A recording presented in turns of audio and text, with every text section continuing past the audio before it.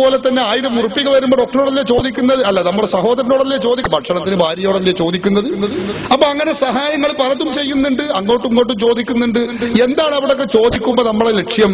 അത് ഈ ഡോക്ടറുടെ സ്വന്തം വരുമാന ചികിത്സയല്ല, അള്ളാഹു നൽകുന്ന കഴിവ് കൊണ്ട് ഡോക്ടറെ സഹായിക്കുകയാണ്, ചികിത്സിക്കുകയാണ്. ഇതാണ് നമ്മുടെ വിശ്വാസം, അല്ലേ? അതുപോലെ തന്നെ ഭാര്യയുടെ സ്വന്തം കഴിവല്ല, ഭാര്യ അള്ളാഹു നൽകുന്ന ആ കഴിവ് കൊണ്ട് സഹായിക്കുകയാണ്. എന്റെ സഹോദരൻ അള്ളാഹു നൽകുന്ന കഴിവ് കൊണ്ട് സഹായിക്കുകയാണ്. ഇതാണ് നമ്മുടെ വിശ്വാസം. ആ വിശ്വാസം റസൂലുള്ളാഹിനെ വിളിക്കുമ്പോഴും വെച്ചുകൊടുത്ത പ്രശ്നം തീർന്നില്ലേ? റസൂലുള്ളാഹിനെ നമ്മൾ വിളിക്കുന്നു, അള്ളാഹു റസൂൽ കേൾക്കുമെന്നും സഹായിക്കുമെന്നും കരുതുന്നത് എങ്ങനെ? അള്ളാഹു കൊടുത്ത കഴിവ് കൊണ്ട്, മുഅ്ജിസത്തിന്റെ കഴിവ് കൊണ്ട് സഹായിക്കും, കഴിയും. ഇതുകൊണ്ട് ഒരു തൗഹീദിന് വിരുദ്ധമാകുന്ന പ്രശ്നേ ഉദിക്കുന്നില്ല, തൗഹീദിൽ നിന്ന് പുറത്തു പോകുകയുമില്ല, ശിർക്കിന്റെ കണിക പോലും അവിടെയില്ല. ഇത് നിങ്ങൾ ആമുഖമായി ഞാൻ ആവർത്തിച്ചു ഒന്നുകൂടി നിങ്ങളെ ഓർമ്മപ്പെടുത്തുകയാണ്. പിന്നെ മറ്റൊന്ന് കാര്യം, കൊടുങ്കാറ്റടിക്കണ നേരത്തല്ലേ പറഞ്ഞത്? കൊടുങ്കാറ്റടിക്കണ നേരത്ത് മുഹ്യിദ്ദീൻ ഷേഖെ രക്ഷിക്കണേ എന്ന് പറഞ്ഞാൽ അത് ആ പ്രാർത്ഥന, പിന്നെയും പ്രാർത്ഥന എന്നാണ് പറയുന്നത്. അത് നമ്മൾ തെളിയിച്ചു പറയും. എന്തിലെ ആളുകളെ വട്ടം കറക്കണത്? ആ മുഹ്യിദ്ദീൻ ഷേഖിനോട് സഹായാർത്ഥന, സഹായം ചോദിക്കൽ, അങ്ങനെ പറയാം. ആളുകളെ വട്ടം കറക്കണേ, നമുക്കുള്ളത് നേർക്ക് നേരാണ് പറയാം. മുഹ്യിദ്ദീൻ ഷേഖെ കാക്കണേ എന്ന് നമ്മൾ മുഹ്യിദ്ദീൻ ഷേഖിനെ വിളിക്കുന്ന ആ വിളി, ആ സഹായം ചോദിക്കൽ, അങ്ങനെ പറയാം. നിങ്ങളെ ചോദ്യത്തിലും തർക്കമുള്ളടത്തേക്ക് വരട്ടെ, തർക്കമില്ലാത്ത വിഷയത്തിൽ കടന്ന് കെട്ടി പറയണ്ടല്ലോ. ഈ പദം പറയാൻ പറ്റുമോ പറ്റൂല എന്നിടത്തല്ലല്ലോ നമ്മുടെ തർക്കം. ഇത് ശിർക്കാകുന്നുണ്ടോ ഇല്ലേ? ഇതാണ് നമ്മുടെ മർമ്മം. അതുകൊണ്ട് തന്നെ ഞാൻ പറയുന്നത്, മുഹ്യിദ്ദീൻ ഷേഖെ കാക്കണേ എന്ന് നാം സഹായം ചോദിക്കുന്നത് ഒരിക്കലും ശിർക്കല്ല, അത് തൗഹീദിന് വിരുദ്ധമേ അല്ല. വിശ്വാസിയായ മനുഷ്യൻ മുഹ്യിദ്ദീൻ ഷേഖ് എന്ന് പറയുന്നത് ദൈവമാണെന്നോ, ദൈവാവതാരമാണെന്നോ, ദൈവത്തിന്റെ പുത്രനാണെന്നോ, ദിവ്യത്വമുണ്ടെന്നോ വിശ്വസിക്കാതെയാണ് മുഹ്യിദ്ദീൻ ഷേഖിനെ വിളിക്കുന്നത്, അല്ലേ? ഇത് വിളിക്കുന്ന ആളുകൾ സുന്നികളാണല്ലോ.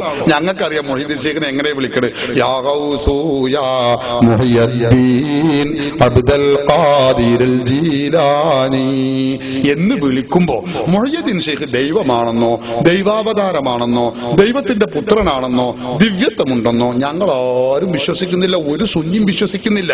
പിന്നെയോ മുഹ്യിദ്ദീൻ ഷേഖിനെ വിളിച്ചാൽ അത് സഹായിക്കാനുള്ള കഴിവ് അള്ളാഹു നൽകിയിട്ടുണ്ട്.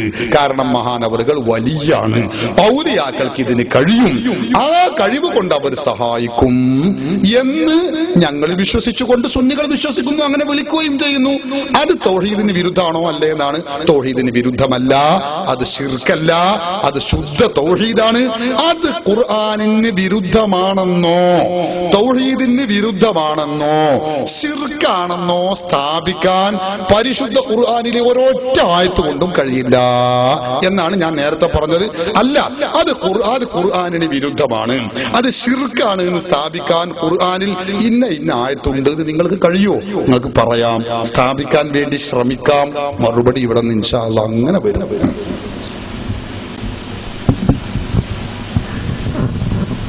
ഞാന് പ്രാർത്ഥനയിൽ നിന്ന് ഒഴിവാകാൻ വേണ്ടി, പ്രാർത്ഥന പറഞ്ഞ് ഇത്ര വിലപ്പെട്ട സമയം നഷ്ടപ്പെടുത്തി, പ്രാർത്ഥനയിൽ നിന്ന് ഉസ്താദ് ഒഴിവാകാൻ വേണ്ടിയാണ് സഹായം ചോദിക്കുക. മൊയ്തീൻ ഷേഖ് റഹ്മത്തുള്ളാഹി അലിയോട് സഹായം ചോദിക്കലാണല്ലോ കൊടുങ്കാറ്റടിക്കുമ്പോൾ വിളിച്ച് പ്രാർത്ഥിക്കല്, അത് ശിർക്കാണെന്നാണ് ഞാൻ പറഞ്ഞത്. പിന്നെ പ്രാർത്ഥന ഞാനങ്ങോട്ട് കടക്കുന്നില്ല, വീണ്ടും ആ തെളിവൊക്കെ ഇവിടെ ഉണ്ട്. പ്രാർത്ഥന വിടുക, നമ്മൾ സഹായം ചോദിക്കൽ. ഉസ്താദ് പറഞ്ഞു ഡോക്ടറോട് മുജാഹിദീങ്ങൾ സഹായം ചോദിക്കുന്നില്ലേ? അതല്ലല്ലോ നമ്മളെ ചർച്ച, അല്ലല്ലോ ബഹുമാനപ്പെട്ട ഉസ്താദെ. ഡോക്ടറോട്, പോലീസിനോട്, നാട്ടുകാരോട്, പണിക്കാരോട്, ഇവരോട്, വക്കീലിനോടൊക്കെ ചോദിക്കുന്ന ആ ചോദ്യത്തെ പറ്റി അല്ലല്ലോ ചർച്ച. മൊയ്തീൻ ഷേഖ് റഹ്മത്തുള്ളാഹി അലിയെ പോലുള്ള മരിച്ചുപോയ ആൾക്കാരോട് ചോദിക്കുന്നുണ്ടല്ലോ. അവർക്ക് നമ്മൾ ചോദിക്കുന്ന ചോദ്യം കേൾക്കാൻ കഴിയില്ല. ഇൻ തദ്ഹൂഹും ലാ യസ്മഉ ദുആക്കും വലൗ സമിഉ, നിങ്ങൾ അവർ കേൾക്കുമെന്ന് വിചാരിച്ചാൽ, അല്ലേ? ഉസ്താദ്മാർക്ക് അറിയാലോ, അള്ളാഹു അല്ലാത്ത ലോകത്തുള്ള ഒരാളോടും ഈ ചോദിക്കുന്ന സഹായം, ഏത് ഡോക്ടറോട് ചോദിക്കുന്ന സഹായം അല്ല. ഇത് ഈ ജനങ്ങൾക്കറിയാം. വെറുതെ സമയം നഷ്ടപ്പെടുത്തല്ല, വെറുതെ സമയം നഷ്ടപ്പെടുത്തല്ല. മൊയ്തീൻ ഷേഖിനോട് ചോദിക്കുന്ന ചോദ്യമുണ്ട്, അതുപോലെ ചോദിക്കുന്ന ചോദ്യങ്ങളില്ലേ? ഇവിടെ നിന്നിട്ട് ചോദിക്കുന്ന മൻബത്ത് ബീവിയോട് ചോദിക്കുന്നു, അജ്മീറോരോട് ചോദിക്കുന്നു, ഉള്ളാളത്തോരോട് ചോദിക്കുന്നു, അവരോട് ചോദിക്കുന്ന ചോദ്യം ഉണ്ടല്ലോ, അതവർ കേൾക്കില്ല. കേൾക്കില്ല, അവർക്ക് നിങ്ങൾക്ക് ഉത്തരം ചെയ്യാൻ കഴിയില്ല എന്ന് ഖുർആന്റെ പ്രഖ്യാപന. അഥവാ അവർക്ക് ഉത്തരം ചെയ്താൽ ഖുർആൻ പൊളിഞ്ഞില്ല, പിന്നെ ഖുർആൻ അള്ളാഹു കേൾക്കില്ല, അവർ ഉത്തരം ചെയ്യില്ല എന്ന് പറയാ. കുറെ ബഹുമാനപ്പെട്ട ഉസ്താദുമാർ വന്നിട്ട് ഖുർആൻ എതിരായിട്ട് അത് കേൾക്കും ഉത്തരം ചെയ്യും എന്ന് പറഞ്ഞാല് അത് ജനങ്ങൾക്കൊന്ന് മനസ്സിലാവണ്ടേ? ഖുർആനില് ആണ് ഞങ്ങൾ ഖുർആനെ ശരിയാണ്. ചർച്ചയിലേക്ക് എത്തിയിട്ടുണ്ട്, വളരെ മർമ്മത്തിലേക്ക് എത്തിയിട്ടുണ്ട്. അങ്ങനെ വരണം. ആവശ്യമില്ലാത്ത പ്രാർത്ഥനയൊക്കെ പറ്റി നമ്മൾ കൃത്യമായിട്ട് ഇപ്പോ സുന്നികളും മുജാഹിദും തമ്മിൽ തർക്കമുള്ള വിഷയത്തിലേക്ക് എത്തില്ല. അങ്ങനെ ചർച്ച കൊണ്ടുവരാം. എനിക്ക് നല്ല സന്തോഷമുണ്ട് നിങ്ങളോട്, നിങ്ങൾ ചോദിക്കാൻ വന്നതിലും ചോദിച്ചതിലും. അൽഹംദുലില്ലാ.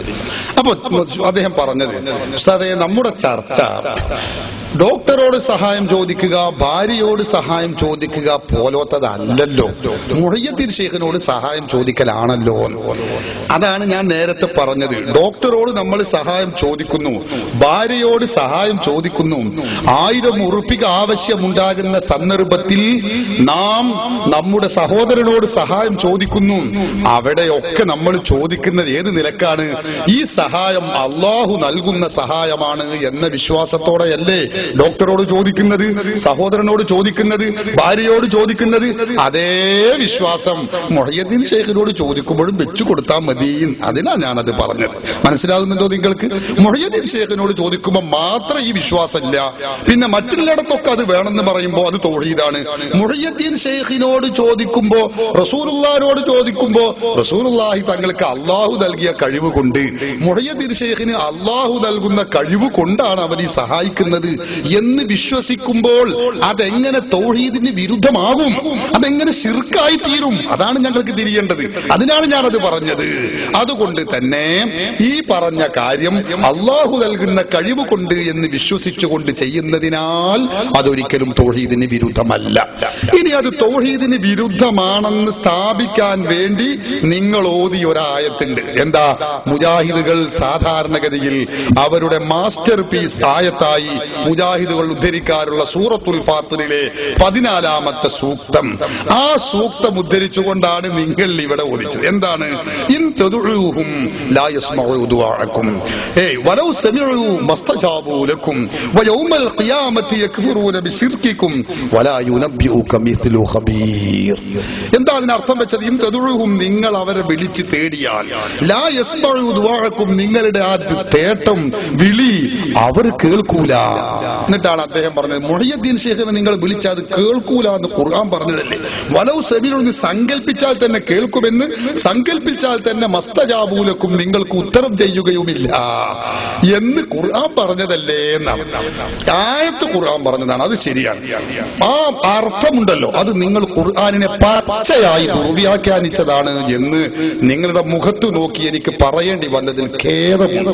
ഈ വലിയ ഒരു സദസ്സിന് മുമ്പിൽ ഖുർആൻ ഓതി ഇങ്ങനെ ദുർവ്യാഖ്യാനം ചെയ്തതാണ് എന്ന് എനിക്ക് നിങ്ങളോട് പറയേണ്ടി വന്നതിൽ ഖേദമുണ്ട്.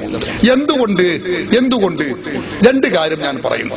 ഇൻ തദഉഹും, നിങ്ങൾ അവരെ വിളിച്ചാൽ എന്നാണല്ലോ, നിങ്ങൾ വിളിച്ചു പ്രാർത്ഥിച്ചാൽ എന്ന് പറയും സാധാരണ മുജാഹിദുകൾ. എന്തർത്ഥം വെച്ചാൽ ഈ നിങ്ങൾ എന്ന് പറയുന്നത് ആരാണ്?